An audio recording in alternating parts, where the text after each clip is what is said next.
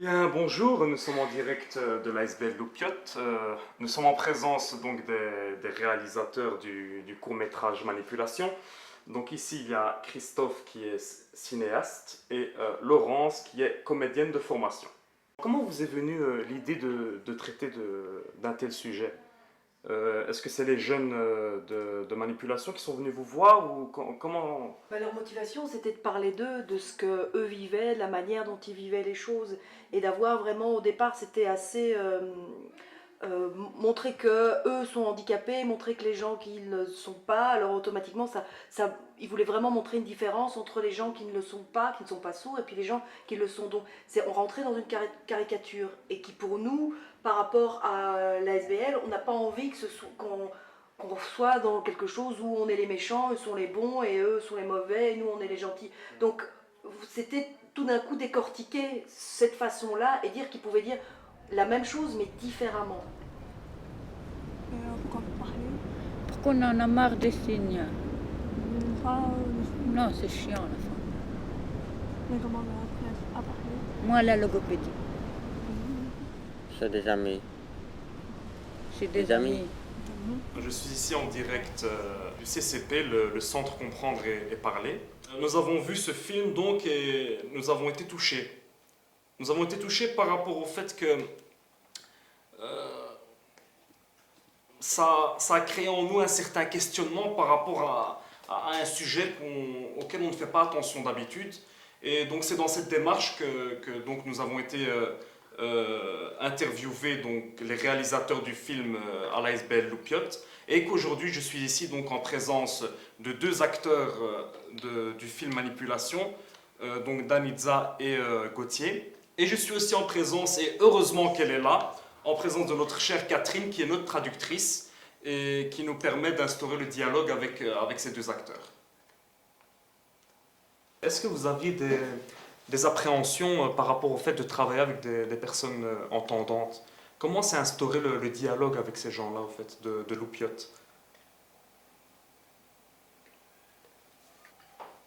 Je n'avais pas du tout d'appréhension ni de crainte parce qu'on avait une interprète déjà dans l'équipe. Il y avait des professionnels animateurs sourds qui nous encadraient. Et donc c'était une équipe assez riche et pluridisciplinaire et bien encadrée, sourds et entendants déjà à la base. Donc c'est vrai que le but ici était qu'ils puissent nous apprendre à gérer et avoir une expérience en tant qu'acteurs. Donc les consignes, tout était bien ancré et l'échange s'est passé parfaitement. J'avais une appréhension de ne pas pouvoir bien les comprendre. De me dire que est-ce que ne pas rentrer dans le côté pathos ou pitié. Pitié, ils sont... c'est triste. Non, j'avais vraiment pas... Parfois on a des tendances comme ça à avoir peur de tout d'un coup dire oh là là, mais le pauvre, c'est pas drôle, hein, il est né comme ça, ou c'est par un accident, et non, et c'est pas... j'avais peur de ça. Et ça n'a pas été le cas, parce que, je veux dire, c'est jamais arrivé, donc... Comment vous est venue l'idée de faire ce film, au fait? L'intention était de montrer qu'il y a une vraie culture sourde. Voilà, ça c'était aussi. C'était le but, c'est que les personnes prennent conscience que c'est pas juste la langue des signes, qu'il y a vraiment une culture sourde derrière la personne. Comment est-ce que vous avez écrit les dialogues, pensé l'histoire, etc., au fait?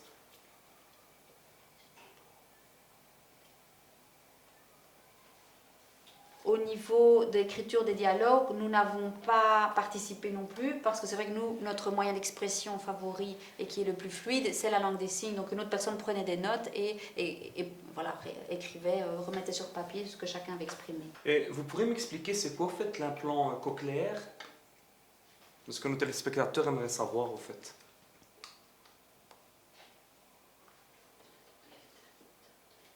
En ce qui concerne l'implant cochléaire, donc c'est une sorte de prothèse, mais il y a différentes prothèses. Donc nous avons d'une part les prothèses simples externes, et ici ça implique une opération. On va implanter une partie de l'appareillage à l'intérieur, donc on doit ouvrir derrière l'oreille, et on implante une partie aimantée qui permet d'avoir un accès aux informations et au bruit. Pourquoi est-ce que ce type d'implant va, comment dire, avait un aspect si négatif dans votre film, au fait? Quand l'enfant naît sourd, il y a aussi toujours cette crainte de la communication face à l'enfant, l'échange qui va s'installer avec cet enfant. Tiens, mon enfant est sourd, comment est-ce qu'on va pouvoir communiquer, comment est-ce qu'il va pouvoir organiser son avenir? Parce que c'est vrai, par exemple, si l'enfant a besoin d'appeler sa maman, s'il ne sait pas s'exprimer comme un enfant entendant, donc tous ces questionnements font qu'on se jette plus facilement vers des solutions plus médicales, comme ce type d'opération, l'implant cochléaire. Mais en fait, l'implant cochléaire ne solutionne pas toutes les difficultés de la communication. Et je pense qu'il y a aussi un aspect, on veut précipiter les choses au niveau de cette opération sans tenir compte des différents points. Et 6 mois, c'est beaucoup trop tôt pour prendre une décision définitive.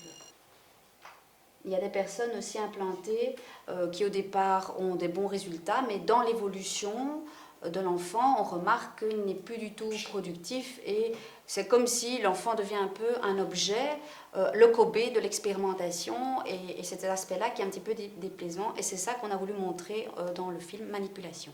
Donc le but de ce film, c'était donc de créer une réaction ou de prendre position par rapport à ce sujet-là?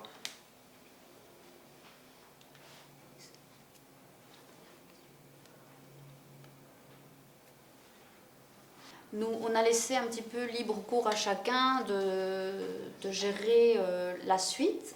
C'est-à-dire que c'était d'abord à titre d'information pour les différents entourages de ces personnes et d'avoir un avis plus global, plus général sur la question. Et c'est vrai que peut-être ces personnes seront amenées à côtoyer des personnes sourdes ou un voisin ou un ami qui rencontre ce problème ou voilà, peut-être qu'il va savoir mieux le gérer et se poser d'autres questions plus diverses. C'est vrai que nous avons chacun au fond de nous énormément de questions et de frustrations qu'on souhaiterait exprimer et évacuer et on se sent perpétuellement écrasé et pas entendu, pas pris en considération et pas impliqué dans tout ce travail ou ces efforts. Et on cherche, nous, au sein de ce groupe, en tout cas, de vouloir montrer et de motiver d'autres personnes à nous rejoindre dans ce groupe et pouvoir l'exprimer de diverses façons. On leur a dit, pour nous, c'est vraiment important et que le film puisse raconter quelque chose de vous. Donc vous parlez d'horreur, mais qu'est-ce qui vous fait horreur à vous? Quelle est votre peur? Et c'est là qu'il y a eu toute une discussion qui s'est faite. Voilà, toute une discussion sur eux en disant, bah voyez, on a peur de ne plus exister. Ah oui, mais comment ne plus exister toute personne. Et puis c'est parti donc, de leur langage, parce que de plus en plus on doit oraliser, donc c'est se remettre dans le monde des entendants, et qui se disent, mais pourquoi on doit se mettre dans le monde des entendants alors qu'on a une langue à nous et qu'elle est importante. Et ben oui, alors comment le montrer dans un film que pour vous, tout d'un coup, vous auriez peur d'un monde comme ça où on serait obligé d'oraliser. Et puis c'est comme ça que les idées ont fusé. Puis il y en a une qui a dit, eh ben, si elle était enceinte, si quelqu'un a un enfant, je veux dire, elle sera enceinte, elle est jeune, et tout d'un coup, tout le monde oralise autour d'elle, et voilà, et tout s'est mis comme ça. Mais ça a d'abord été une conversation. Et puis après, le projet, de le faire rebondir et qu'il ait résonance, c'est ça qui est super.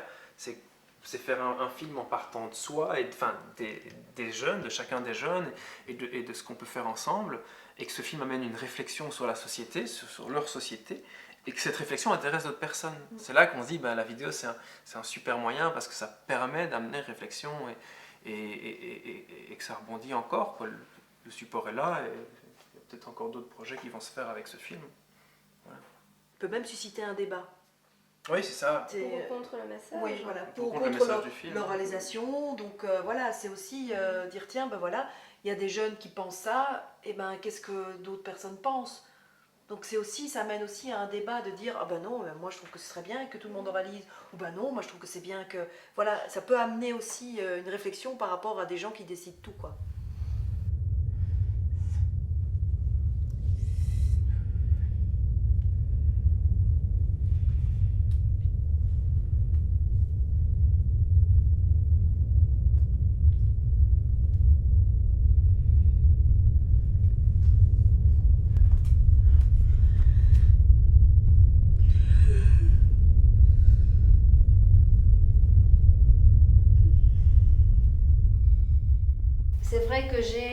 choses un peu négatives enfouies en moi, assez pessimistes et des rancœurs. C'est vrai que quand je suis en famille, on est au restaurant par exemple, c'est des choses qui arrivent régulièrement.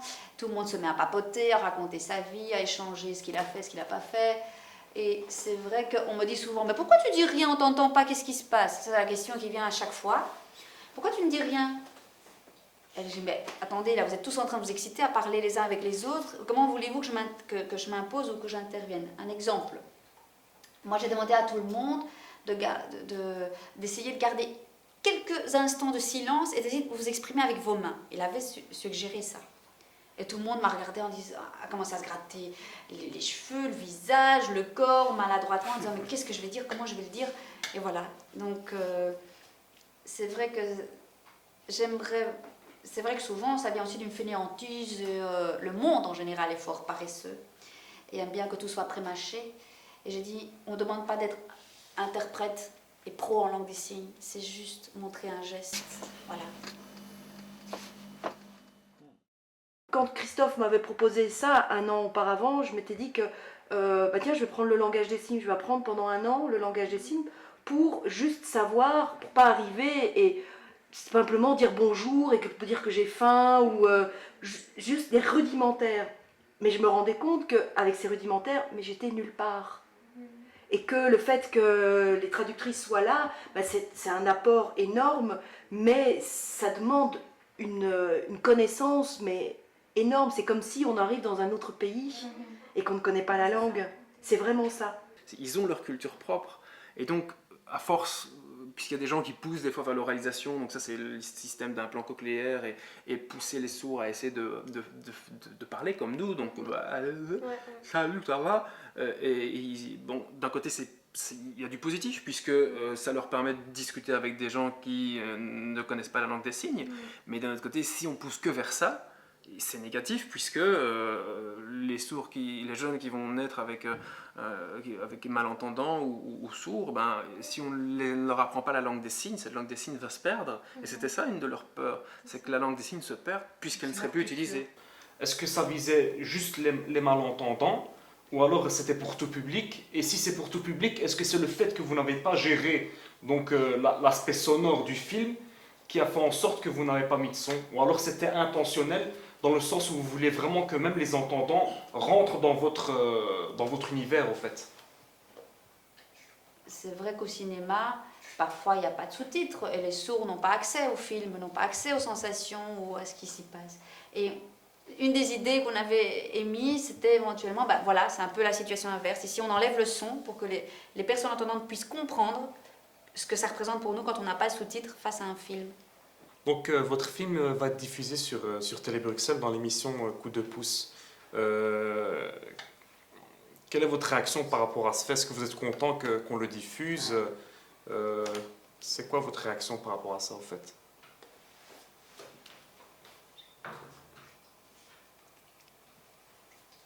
Oui, bien sûr, nous sommes très contents de cette possibilité, de cette chance qu'on nous donne. C'est déjà un petit peu de temps, il y a quelques temps, par rapport à ce film Manipulation, au sein de la famille, on avait fait une petite fête pour fêter cet événement.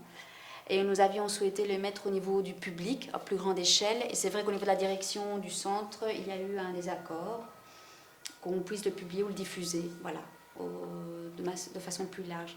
Et on ne savait pas très bien à qui s'adresser. Nous, en tant que jeunes, on ne savait pas très bien quels étaient nos droits et comment pouvoir défendre ce projet, le porter un peu plus loin.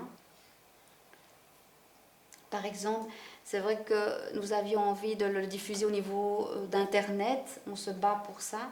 Mais il y a encore un blocage au niveau du centre qu'on prendrait parler parce qu'il y a un désaccord, il y a des points de vue divergents et ça nous bloque.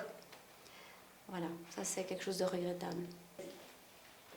Donc je voulais simplement terminer en disant que ce serait bien qu'on arrête de voir la personne sourde comme une personne handicapée. Pour moi, simplement une personne sourde est constituée d'un corps, d'un cerveau, où il manque juste les oreilles et l'audition. Et je souhaiterais que chaque personne aussi puisse la considérer et respecter cette culture sourde. Gauthier, Dany et Catherine, je vous remercie infiniment de nous avoir accueillis donc ici au CCP, le centre Comprendre et Parler. et nous espérons avoir de vos nouvelles le plus vite possible. Merci. Au revoir, Cécile. Au revoir et merci.